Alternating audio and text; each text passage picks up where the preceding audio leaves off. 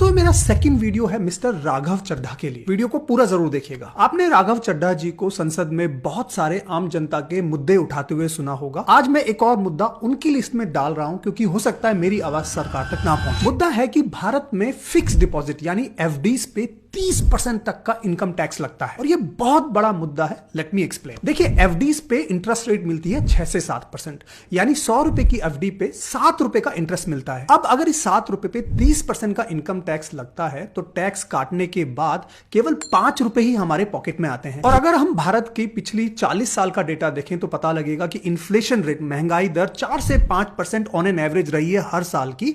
तो अगर ये 5 रुपए हम कमा रहे हैं तो वो इन्फ्लेशन खा जाता है। तो इस 30% इनकम टैक्स की वजह से एफडी का इफेक्टिव रिटर्न निकल के आता है 0% और इससे करोड़ों भारतीयों का बहुत नुकसान हो रहा है। मैं आपको एग्जांपल से बताता हूं। फॉर एग्जांपल 140 करोड़ भारतीयों में से ऐसे कितने ही भारतीय हैं जो एफडी की इनकम पे डिपेंड करते हैं।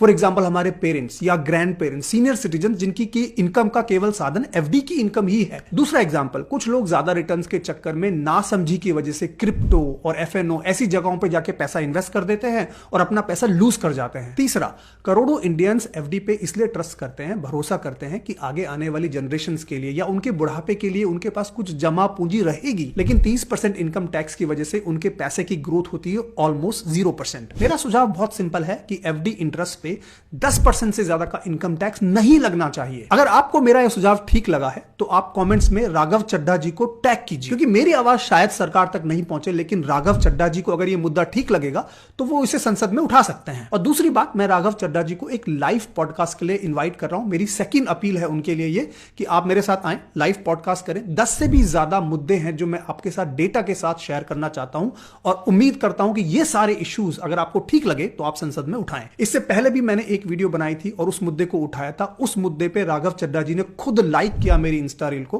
उम्मीद करता हूं कि आप भी इस वीडियो को लाइक करेंगे, कमेंट्स में राघव चड्ढा जी को टैग करेंगे और ज्यादा से ज्यादा इस वीडियो को शेयर करेंगे जिससे मेरी आवाज उन तक जरूर पहुंचे।